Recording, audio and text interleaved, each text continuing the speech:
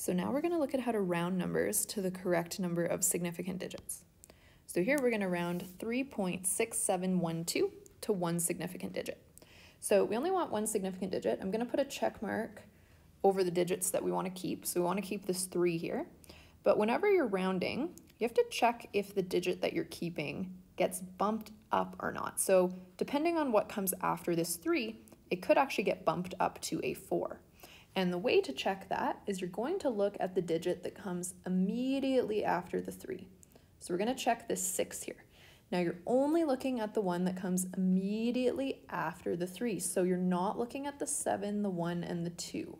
You're just going to ignore those and pretend that they're not even there.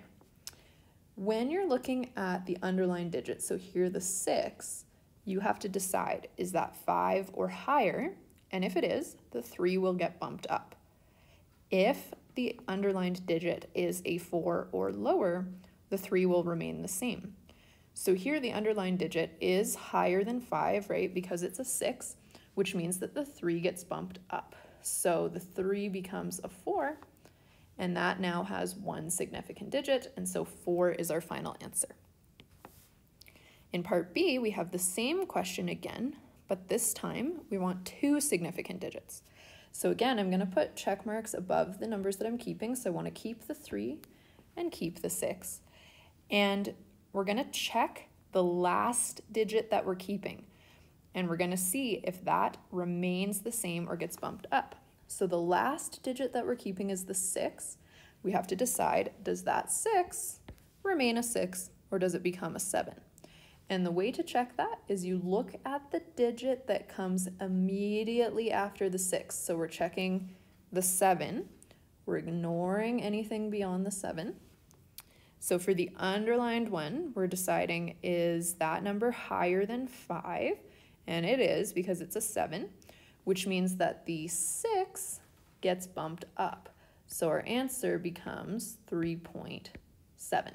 And that now has 2 significant digits. All right, so part C, round 0.04201 to 3 significant digits. So remember that leading zeros do not count towards significant digits. So I want to keep those, but then I also want to keep 3 more numbers after that. So again, I'm putting check marks above the numbers that I'm keeping. The 0 right here that I'm putting an arrow underneath, that's the one that I have to decide whether it remains a 0 or whether it gets bumped up to a 1. To do that, remember you look at the number that comes after that 0, and it's a 1. If the underlined number is 5 or higher, the 0 will get bumped up. Here, the underlined number is not 5 or higher, so the 0 is just going to remain the same. So our answer is going to be 0.0420. Okay, in part D, we have almost the same question again, very similar, except this time we're rounding to 3 significant digits.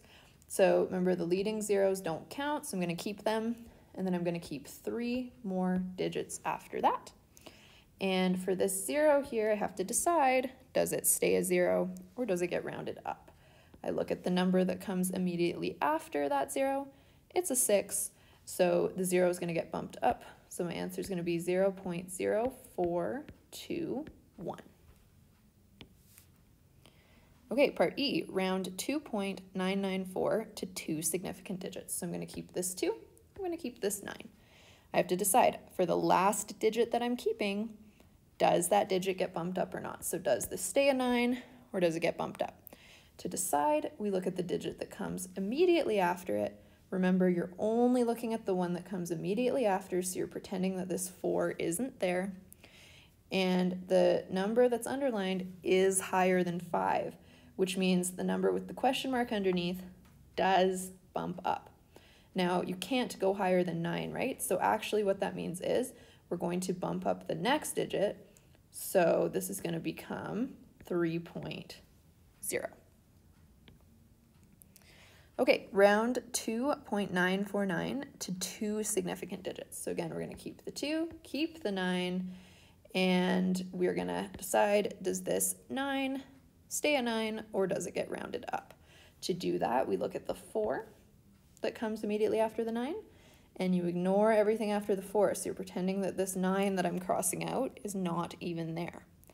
The underlined digit, it's not 5 or higher, which means the 9 with the question mark underneath it stays a 9. It doesn't get bumped up.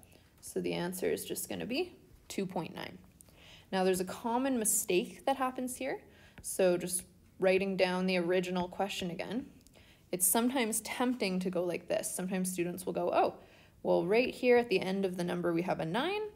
That's going to bump up the 4. So then they write down 2.95.